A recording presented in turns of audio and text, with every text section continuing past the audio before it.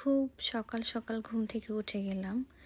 ঘুম থেকে উঠে ঠিক রান্নাঘরে গিয়ে দেখি এই এত সুন্দর ফুলগুলো আমার হাজব্যান্ড আমার জন্য এনেছে। আসলে 1st of February ছিল আমাদের অ্যানিভার্সারি। দেখতে দেখতে দুজনের কত রাগ অভিমান ভালোবাসায় কয়েকটা বছর কেটে গেল। আর ঠিক এই ফুলগুলো আমাকে গিফট করেছে শাকিলা ভাবি আর ফেরদৌস ভাইয়া।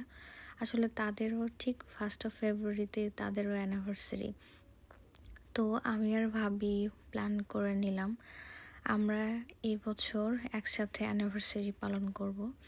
আর ভাবি তো অনেক সুন্দর কেক বানাতে পারে। উনি এই সুন্দর চমৎকার কেকটা উনি নিজ হাতে বানিয়েছে। আসলে কেকটা অনেক সুন্দর। আর কেকে আমাদের নামের অক্ষর মিলানো ছিল। তো এখানে আমার বেবিটা অনেক জ্বালাচ্ছিল, তাই আমাকে বললাম একটু ঘুম পাড়াও। এরপর আমরা বেলুন ফুলানো শুরু করে দিলাম, আস্তে আস্তে সাজানো শুরু করলাম। আর এই বেলুনগুলো আটকানো এতটা ইজি ছিল না। আর আমার কাছে মনে হয় এই সাজানো অনেক কঠিন। আর ভাবি তো আর ভাইয়া খুব তাড়াতাড়ি সুন্দরভাবে সাজিয়ে নিল। আর এদিকে আমরা কেক কাটার জন্য সুন্দর করে টেবিলটা সাজাই ফেললাম। ভাবি কেকে ক্যান্ডেল দিচ্ছে। আর আমার বাসায় এত ফুল, আর কি বলবো, অনেক ফুল গিফট পেয়েছি, যার জন্য ফুল দিয়ে সাজানো এতটা কঠিন ছিল না। এখন আমরা প্রিপারেশন নিচ্ছিলাম কেকগুলো কেটে ফেলবো, কারণ এখানে ক্যান্ডেল জ্বালানোর কারণে কেক মেল্ট হয়ে যাচ্ছিল। আর এদিকে আমরা কিছু ছবি নিলাম। এখন আমাদের কেক কাটার পালা। 2 ফ্রেন্ডের একই দিনে বিবাহবার্ষিকী। কেকটা অনেক বেশি মজা ছিল। আসলে আমার চকলেট কেক এতটা মজা লাগে না। এরপর মেইন খাবার দাবারের পালা। আমি রান্না করেছিলাম কাচ্চি গরু মাংস দিয়ে। আর ভাবি এনেছিল চিকেন। উনি বলেছে এত ঝামেলা করো না, আমরা দুজন একসাথে মিলে ঝিলে খাবো যেহেতু। এরপর খাওয়া দাওয়া শেষ করে একটু ভিডিও করছিলাম।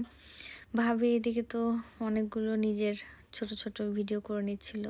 আর ভাবিকে এই রেড কালার শাড়ি পরে অনেক সুন্দর লাগছিল। তো ভাবলাম ভাবির একটা ভিডিও আমিও করে নিই। এদিকে আমার বেবি ঘুম থেকে উঠে অনেক কান্নাকাটি করছিল। এদিকে আঙ্কেল আর আমার বাচ্চার আঙ্কেল হয় ফেরদৌস ভাইয়া, ওরা দুজন মিলে আমার বাচ্চাকে ফিডার খাওয়াচ্ছিল। এদিকে ওর তো মনটা অনেক খারাপ ছিল, খ্যান খ্যান খ্যান খ্যান করছিল। তো ফাইনালি আমরা সবাই মিলে মেহেদি দিচ্ছিলাম। আমি ভাবির হাতে এই নামটা লিখে দিয়েছি। ভাবি বলছিল কি এগুলা ড্র করছো? তা আমি বললাম যে এই যে ভাইয়ার হার্টবিট ড্র করে দিলাম ভাইয়ার নামের পাশে, আর হার্টটা উড়ে যাচ্ছে। তো এটা নিয়ে অনেক হাসাহাসি হচ্ছিল। এরপর আমি ভাবলাম যে শামাকেও একটু হাতে মেহেদি দিয়ে দিই, কারণ ও একটু পর পর ঘুরছিল হাতে মেহেদি নেওয়ার জন্য। ওকেও একটু হাতে মেহেদি দিয়ে দিলাম। এরপর আমার হাতে মেহেদি দেওয়ার পালা। এরপর আমিও নিজের হাতে নিজে মেহেদি দিলাম আমার হাজব্যান্ডের নাম লিখে।